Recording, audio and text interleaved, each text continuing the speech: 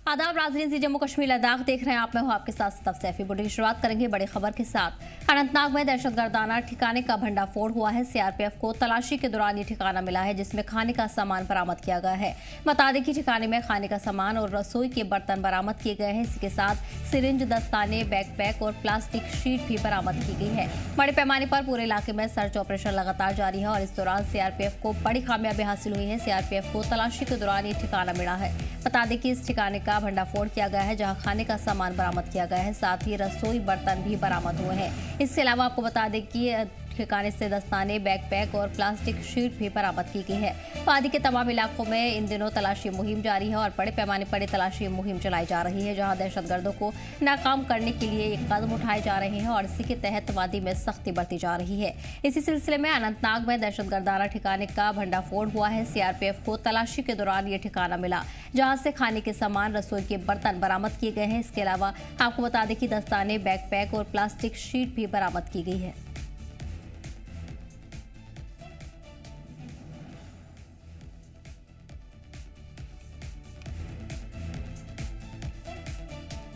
इस ठिकाने से मिले सामान की तस्वीरें भी सामने आ गई है जहां तमाम ये सामान सीआरपीएफ को बरामद हुए हैं। आपको बता दें कि इलाके में बड़े पैमाने पर इन दिनों तलाशी मुहिम चलाई जा रही है। आसपास के इलाकों में भी सिक्योरिटी के सख्त इंतजाम किए गए हैं। इलाके में बड़ी तादाद पर सुरक्षा बलों की तैनाती की गई है। अनंतनाग में इस वक्त ये मुहिम चलाई जा रही है जहां अनंतनाग में दहशतगर्दाना ठिकाने का इंकशाफ हुआ है। सीआरपीएफ को तलाशी के दौरान ये ठिकाना मिला जहां से खाने के सामान बरामद किए गए हैं, रसोई के बर्तन बरामद किए गए हैं। इस दौरान सिरिंज, दस्ताने, बैकपैक और प्लास्टिक शीट भी बरामद की गई है। आपको बता दें कि दहशतगर्दों के इस्तेमाल की ये तमाम सामान बरामद किए गए हैं जिसकी तस्वीरें भी सामने आ गई हैं। तस्वीरों में साफ तौर पर देखा जा सकता है कि इसमें रसोई के बर्तन, खाने का सामान, सिरिंज, दस्ताने, बैकपैक और प्लास्टिक शीट भी बरामद की गई है। वहीं दहशतगर्दों को ढूंढने के लिए हर कदम उठाए जा रहे हैं और इसी के तहत पूरे इलाके में सख्ती बरती जा रही है। आसपास के इलाकों की भी बड़े पैमाने पर घेराबंदी की गई है। तलाशी मुहिम का सिलसिला भी जारी है। इस पर खास जानकारी के लिए हमारे नुमाइंदे राही जुड़ गए हैं। राही, अनंतनाग में दहशतगर्दाना ठिकाने का भंडाफोड़ हुआ है जहां से बड़ी तादाद में कई ऐसे सामान बरामद हुए हैं जिससे दहशतगर्द इस्तेमाल कर रहे थे। क्या उम्मीद जताई जा रही है लगभग कितने दहशतगर्द इस इलाके में एक्टिव हो सकते हैं? देखिए, ये अनंतनाग का नकबल इलाका है और यहाँ पर सुरक्षा कर्मियों को एक इनपुट मिला था कि पुराना एक हाइड आउट है वो उस इलाके में है। यानी सीआरपीएफ की 96 बटालियन के जवानों ने वहां पर एक ऑपरेशन लॉन्च किया। सर्च ऑपरेशन के दौरान एक ये हाइड आउट जो है वो बरामद हुआ। जब इस हाइड आउट के पास जवान पहुंचे तो इसकी पूरी तलाशी ली गई, इसको जो है वो बस्ट किया गया। तो काफी ज्यादा सामान यहाँ से लॉजिस्टिक सामान जो है वो मिला है, जिससे साफ तौर पर जाहिर होता है कि आतंकवादी यहाँ पर एक लॉजिस्टिक स्पोर्ट के तौर पर इस हाइड आउट का इस्तेमाल करते थे और इसके अंदर तमाम वो दीगर सामान मिला है, चाहे वो खाने पीने की वस्तुएं हों या फिर रोजमर्रा जो इस्तेमाल की जाती हैं। और इसके साथ कुछ ऐसी चीजें मिली हैं जिसे खाकर या जिसे लेकर आप जो है लंबे समय तक सरवाइव कर सकते हैं। तो इन तमाम चीजों को जब भी आतंकवादी किसी घटना को अंजाम देते हैं तो जिन चीजों का वो प्रयोग करते हैं वो सब सामान वहां से जो है वो बरामद हुआ है। तो सुरक्षा बलों के लिए एक बड़ी कामयाबी है, खासतौर पर सीआरपीएफ के लिए। सीआरपीएफ की जो 96 बटालियन है ये उसका ऑपरेशन था और उन्होंने जब इस पूरे हाइड आउट को बस्ट किया तो ये सामान जो है वो काफी मात्रा में वहां पर बरामद हुआ। हालांकि उसके आसपास तलाशी अभियान जो है वो चलाया जा रहा है और उस तलाशी अभियान में ये देखा जा रहा है कि इस हाइड आउट के कहीं आसपास कहीं आतंकवादी छिपे तो नहीं है। बहरहाल ऑपरेशन जारी है और इसके साथ जो है वो सुरक्षा बल वहां पर तैनात है क्योंकि ये अनंतनाग डिस्ट्रिक्ट है। तो ऐसा बताया जा रहा है कि इस जगह पर आतंकवादियों की मौजूदगी जो है वो हो सकती है, क्योंकि जब कोई हाइड आउट या आपको ताजा सामान सब चीजें बरामद होती है तो ऐसे अंदेशा जताया जाता है कि यहाँ पर आतंकवादियों की प्रेजेंस होगी। तो ऐसे में सीआरपीएफ और उसके साथ अन्य जो दीगर फोर्सेस होती है उनका एक संयुक्त वहां पर तलाशी अभियान अभी भी जारी है। उस इलाके को खंगाला जा रहा है, आसपास उसके चारों तरफ देखा जा रहा है कि कहीं वहां पर आतंकवादियों की उपस्थिति तो नहीं है। और ये एक बड़ी कामयाबी है क्योंकि इससे पहले भी जो फॉरेस्ट एरिया है, जंगल के इलाके हैं कश्मीर घाटी के, चाहे वो अनंतनाग हो, शोपियन हो या फिर कुलगाम, बडगाम, जितने भी जो इलाके हैं वहां पर भी इस तरीके के कॉम्बिंग ऑपरेशन चलते हैं जहां पर कई हाइड आउट्स को सुरक्षा बलों ने पहले भी बस्ट किया है, क्योंकि साफ तौर पर संदेश है कि आतंकवादी गतिविधियों को जो है सिक्योरिटी फोर्सेस कभी बर्दाश्त नहीं करेंगी और आने वाले समय में ये मुहिम तेज हो सकती है और ये एक बड़ी सफलता है सुरक्षा बलों के लिए इस हाइड आउट को बस्ट करना। जी सदर। बिल्कुल। इसी के साथ ये भी जानना चाहेंगे जिस इलाके से सामान बरामद हुए हैं किस तरह का इलाका है, क्या इससे पहले भी यहाँ दहशत गर्दाना जो हरकत है वो पेश आ चुकी है, और अगर रिहायशी इलाकों की बात करें, आसपास के मकामी लोगों की बात करें तो वो कितनी दूर पर वाक़ई है और इस दौरान कितने पुख्ता इंतजाम सिक्योरिटी के आप देख रहे हैं? देखिए सदफ, ये जो इलाका है इसका जो टेरेन है वो फॉरेस्ट का इलाका है, यानी कश्मीर घाटी के अंदर कई ऐसे फॉरेस्ट के एरिया है जहां इस तरीके की एक्टिविटीज होती हैं और इन एक्टिविटीज को हमेशा हमारे सुरक्षा बल जो है वो नाकाम करते हैं, यानी जो आतंकवादी गतिविधियां हैं उन्हें नाकाम करते हैं। तो ये इलाका पहले भी आतंकवाद ग्रस्त रहा है, यहाँ पर प्रेजेंस पहले भी रही है, इस तरीके के इनपुट्स, इस तरीके की जो इंफॉर्मेशन सुरक्षा एजेंसियों के पास रहती है, तो ये भी एक इनपुट के आधार पर पूरा ऑपरेशन लॉन्च किया गया जिसमें ये हाइड आउट बस्ट किया गया।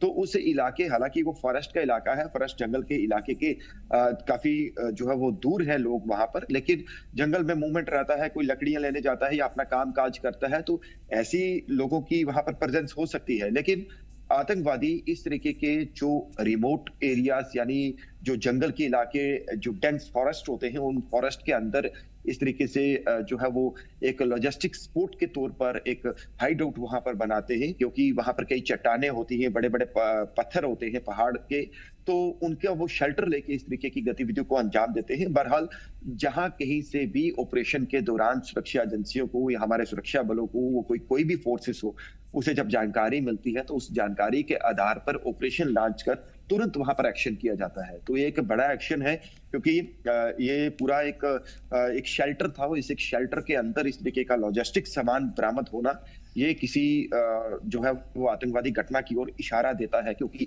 इसी की सपोर्ट से जो है वो आतंकवादी वो करते हैं। हालांकि इन्वेस्टिगेशन का पार्ट है, सुरक्षा एजेंसियां इन्वेस्टिगेशन करेंगी कि ये लॉजिस्टिक्स जो ये हाइड आउट था ये कब से यहाँ पर बना हुआ था, क्या इसके साथ कोई किसी के तार जुड़ते हैं, क्या कुछ लोग इसे सपोर्ट कर रहे थे, ये इन्वेस्टिगेशन का पार्ट है। ये पूरी इन्वेस्टिगेशन के बाद स्पष्ट हो पाएगा कि आखिर इसके पीछे कौन लोग थे। बहरहाल इतना कंफर्म है कि सुरक्षा एजेंसियों ने, हमारे खासतौर पर सीआरपीएफ ने एक बड़ी जो है इस घटना को अंजाम दिया है, यानी कि इस घटना को जो है वो बचाया है, ताकि जो आतंकवादी इसमें शेल्टर लिए हुए थे या उनका जो सामान था उसे बस्ट किया है, और एक बड़ी घटना को होते हुए जो है हमारे सुरक्षा एजेंसियों ने जो है वो इसको सुरक्षित किया है, और एक बड़ी उपलब्धि है सीआरपीएफ के लिए सदर। जी बिल्कुल। तो जैसे कि राय ने बताया, एक बड़ी कामयाबी इस दौरान सीआरपीएफ ने हासिल की है, ठिकाने का भंडाफोड़ किया है, लेकिन अभी भी बड़े पैमाने पर ये सर्च ऑपरेशन जारी है। राय, तमाम जानकारी के लिए बहुत बहुत शुक्रिया, बढ़ेंगे आगे। और वहीं डोडा से बड़ी खबर आपको बता दें, डोडा पुलिस ने गैर कानूनी शराब बरामद की है। शराब बेचने वाले को हिरासत में लिया है। कुल 21.45 लीटर शराब बरामद की गई है। मुलजिम के पास वैलिड परमिट नहीं था। एफआईआर दर्ज कर जांच शुरू कर दी है। पुलिस की तरफ से मामले की तहकीकात जारी है। डोडा पुलिस ने तेसा रोड इलाके में गैर कानूनी शराब बेचने वाले शख्स को गिरफ्तार किया है। बता दें कि ये कार्रवाई पुलिस स्टेशन डोडा की टीम ने रूटीन पेट्रोलिंग के दौरान की। वहीं पुलिस ने कोर्ट के पास वाक़ई दुकान पर छापा मारा और मौके पर कई लोग शराब पीते भाग गए, लेकिन दुकानदार परमजीत सिंह को हिरासत में लिया गया। तलाशी में 62 बोतलें गैर शराब बरामद हुई है, जिनकी रम और शामिल बताई जा रही है। वहीं आपको बता दें कि इसकी कुल मिकदार 21.45 लीटर है। मुलजिम के पास कोई वैलिड परमिट नहीं था। इसके बाद एफआईआर दर्ज की गई है और मामले की जांच शुरू कर दी गई है। वहीं डोडा पुलिस ने कहा कि गैर कानूनी शराब की तस्करी रोकने और आवाम की सिक्योरिटी यकीनी बनाने के लिए ये कार्रवाई जारी रहेगी।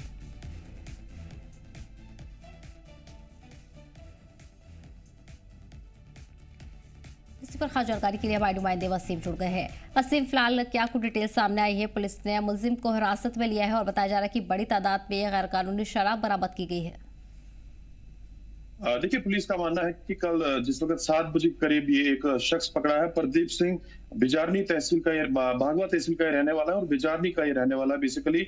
और इससे लगभग 62 बॉटल जो है बरामद की गई है। देसा रोड बिल्कुल पुलिस स्टेशन के नजदीक ही पड़ता है। वहां से इस शख्स के रेगुलर बेसिस पे कंप्लेंट थी, जिस तरह से पुलिस का मानना है। और इससे पहले भी शख्स 1 या 2 बार पुलिस स्टेशन जो है इसको लिया गया होगा, वहां पे इसकी काउंसलिंग की है। और पुलिस का मानना है कि कुछ एफआईआर भी इस शख्स पे लगी हुई है। और रेगुलर बेसिस पे जब ये कंप्लेंट आ रही थी और पुलिस ने कल एक स्पेशल नाका इस शख्स के लिए लगाया था, और जब इसकी दुकान में पुलिस जाती है तो जरूर वहां पे कुछ लोग भी पाए गए जो शराब पी रहे थे, और साथ में ये शख्स भी सेल करता हुआ नजर आ रहा है। और पुलिस का मानना है कि ये शख्स वहां से जब ये शराब लाता था, जगहों से जब सप्लाई वहां पहुंचाता था, तो उसकी मुनाफाखोरी भी करता था, यानी कि एमआरपी जो उसकी होती थी उससे ज्यादा कीमत भी लोगों से वसूली करता था। तो पुलिस का मानना है कि जो भी इस तरह का काम करेगा, इससे पहले भी आपने देखा था जिला पुलिस के हेडक्वार्टर पे कई सारे लोगों को अरेस्ट किया था, जिनसे चिट्टा बरामद किया था। अगर हम नेशनल हाईवे 244 को लेकर बात करें, हाल ही में कुछ दिन पहले 3 लोगों को गिरफ्तार किया, जिनसे 20 ग्राम चिट्टा बरामद किया। ऐसे ही हमने देखा कि कल भी इस शख्स को, ये जो प्रदीप है, इससे एक बार फिर से शराब को बरामद किया, लगभग 62 बॉटल्स। और पुलिस का मानना है कि जो भी इस तरह का इलीगल काम करेगा, काला काम करेगा, तो ऐसे लोगों पर जो है लगातार इस तरह की कार्रवाइयां देखने को मिल सकती हैं। जी बिल्कुल। असीब, इस दौरान अब किस तरह के कदम पुलिस की तरफ से आगे उठाए जाएंगे, क्योंकि पुलिस ने कहा है कि आगे भी इस तरह की मुहिम जारी रहेगी और जिस तरह बिना परमिट के शराब बेची जा रही थी, ऐसे इलाके में अगर कई और मुलजिम होते हैं तो क्या कुछ कार्रवाई उन पर की जाएगी, किस तरह से रूटीन चेक कब इलाके में होगा? देखिए, मैं आपको बताना चाहूंगा, इससे पहले जो डीएसपी हेडक्वार्टर डोडा अजय आनंद साहब थे, उन्होंने कई सारी बार पब्लिक दरबार में ये बात जरूर उठाई, लोगों को अवेयर किया। इससे पहले आपने देखा था कुछ दिन पहले एसएसपी डोडा संदीप मेहता साहब ने और साथ में डीआईजी डीकेआर यहाँ पे खुद मौजूद थे, पब्लिक दरबार में एक यहाँ पे लोगों से बातचीत की और लोगों ने भी कई सारी राय दी अलग अलग एरियाज में। जिस तरह से कल भी एक शख्स को पकड़ा, अलग अलग एरियाज में ये लोग जो है इस तरह का काला काम कर रहे थे, परमिट के बगैर शराब बेच रहे थे। शराब बिजनेस एक अलग चीज का है और साथ में इस चीज को भी रखा हुआ था। ऐसी कंप्लेंट्स पुलिस के पास जब रोज जाने लगी, उसके बाद पुलिस का मानना है कि डिफरेंट एरियाज में नाकाज लगेंगे और नाकाज पे चेक किया जाएगा, चाहे वो ई रिक्शाज हो या कोई छोटी गाड़ी हो, उनको चेक किया जा रहा है। जिन पे शक शुबा है उनसे बातचीत की जाती है और खास करके चेकिंग उनको किया जाता है।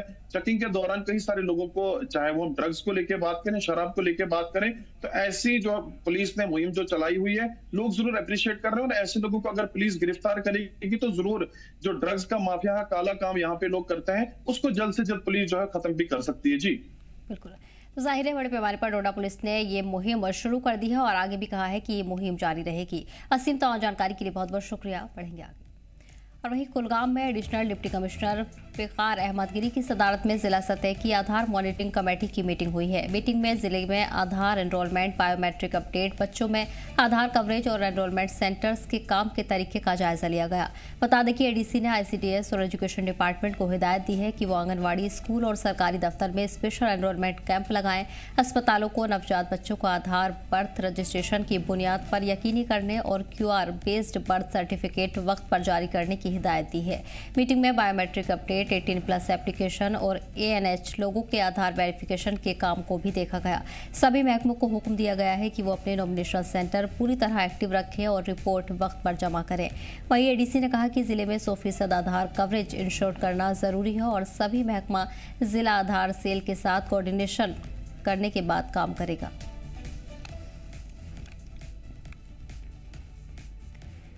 डोडा पुलिस ने अस्सार इलाके में एनिमल स्मगलिंग की एक कोशिश को नाकाम करते हुए एक ट्रक से 13 जानवरों को महफूज तरीके से निकाला गया है। नाका चेकिंग के दौरान पुलिस ने ट्रक को रुकने का सिग्नल दिया, लेकिन ड्राइवर अंधेरा होने का फायदा लेकर गाड़ी छोड़कर फरार हो गया। पुलिस ने मौके पर ही गाड़ी जब्त कर ली और सभी जानवरों को महफूज निकाला गया। मामले की संजीदगी को देखते हुए पुलिस ने तुरंत ARTO किश्तवाड़ को गाड़ी का रूट परमिट और RC निलंबित करने की सिफारिश की। वहीं तेज कार्रवाई करते हुए ARTO किश्तवाड़ तस्लीम वाली ने गाड़ी की RC और रूट परमिट सस्पेंड करने का ऑर्डर दिया है। डोडा पुलिस ने कहा कि जानवरों की स्मगलिंग के खिलाफ जीरो टॉलरेंस की पॉलिसी जारी रहेगी और जिले में कानून का सख्ती से पालन करना होगा।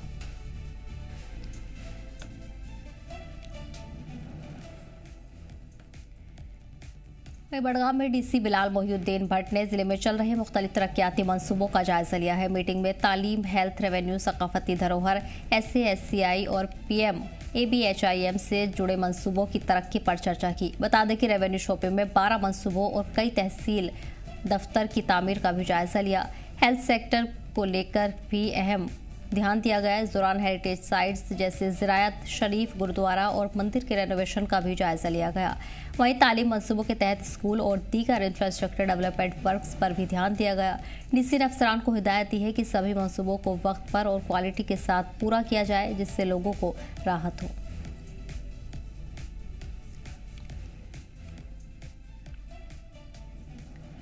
एनके नज़ीर अहमद वानी, जिन्होंने 25 नवंबर 2018 को ऑपरेशन शोपिया के दौरान मुल्क के लिए अपनी जान दी। उनकी अहलिया महजबीना ने उनकी 7वीं मार्टरम एनिवर्सरी पर उन्हें याद किया और खराज अकीदत पेश की।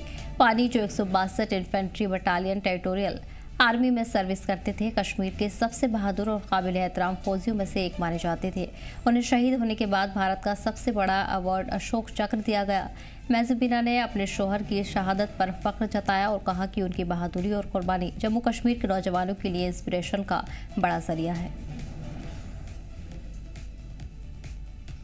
आज हम उस जवान, उस बहादुर को याद कर रहे हैं जिन्होंने आज ही के दिन यानी 25 नवंबर 2018 में इस मुल्क के लिए अपनी जान कुर्बान की है। आपको बता दें कि नज़ीर अहमद वानी, जो कि 25 नवंबर 2018 में शोपियान के एक ऑपरेशन के दौरान उन्होंने अपनी जान दी। बाद में उनको जो है अशोक चक्र से भी नवाजा गया है। मेरे साथ उनकी बीवी महजबीना जी, इनसे बात करते हैं कि आज के इस दिन के हवाले से क्या कुछ कहना चाहते हैं और किस तरह अपने उस शौहर को ये मिस कर रहे हैं। जबीना जी, आपका खुशामदीद करते हैं जी मीडिया में। अस्सलाम वालेकुम, शुक्रिया। महजबीना जी, आज जो है 7वीं बरसी हैं एक ऐसे बहादुर जवान की जिन्होंने इस देश के लिए अपनी जान दी।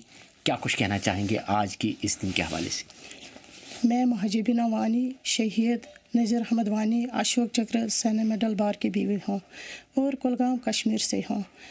आज के दिन जो कि 25 नवंबर है, मेरे शौहर का आज बलिदान दिवस है। इस दिन मेरे शौहर ने अपनी कुर्बानी देकर साबित कर दिया कि हम कश्मीरी भी देश से मोहब्बत करना जानते और फ़र्ज़ निभाते हैं। हमारे नबी ने फरमाया, वतन से मोहब्बत ईमान है। मेरे शौहर अपने वतन की सेवा करते करते इस दुनिया से चल बसे। मेरे शौहर की ख्वाहिश भी थी अपनी जान वतन के लिए कुर्बान करने की।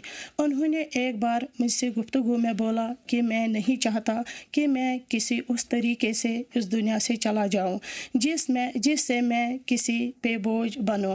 इसलिए मेरी ख्वाहिश कि मैं जंग में शहीद की तरह एक शहीद होके इस दुनिया को छोड़ दूं। और जिस तरह उन्होंने आपसे गुफ्तगू के दौरान ये बातें कही, और मेरे ख्याल से अल्लाह ताला ने शायद उनकी वो दुआ उस वक्त सुनी होगी और वो जो है 25 नवंबर 2018 को इस देश के लिए जो है उन्होंने अपनी जान दी है। यहाँ पे अगर मैं आपसे ये पूछना चाहूँगा, आज 7वीं बरसी है, इस दौरान फ़ौज या इंतज़ामिया आपके हाल चाल पूछने के लिए इस घर का कभी उन्होंने दौरा किया है या आपसे मुलाकात होते हैं? हाँ, मैं फ़ौज के साथ साथ इंतज़ामिया का शुक्रगुज़ार हूँ कि वो हमेशा हमें याद करते रहते।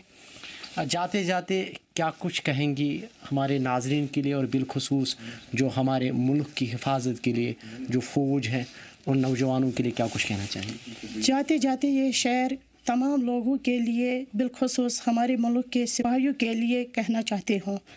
वो जो हारे भी नहीं भारत माँ के जो तारे हैं, हर एक जान बचाया जिसने, वो वीर बहादुर हमारे हैं।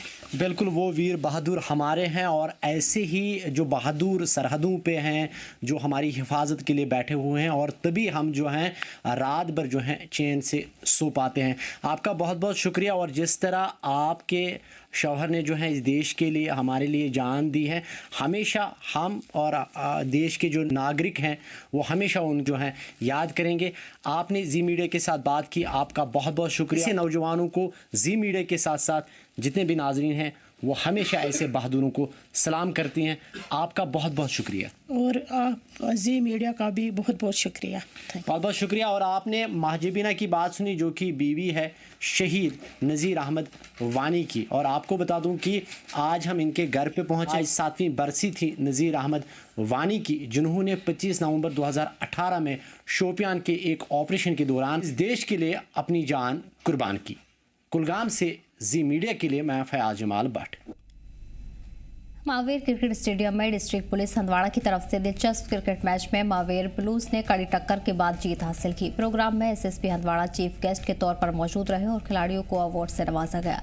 एसएसपी ने नौजवानों में बढ़ती नशे की परेशानी पर फिक्र का इजहार किया और सभी से इसे खत्म करने के लिए ताउन की भी अपील की। उन्होंने कहा कि मुस्तकबिल में ऐसे प्रोग्राम जारी रहेंगे ताकि पुलिस और आवाम के बीच ताल्लुक मजबूत हो सके।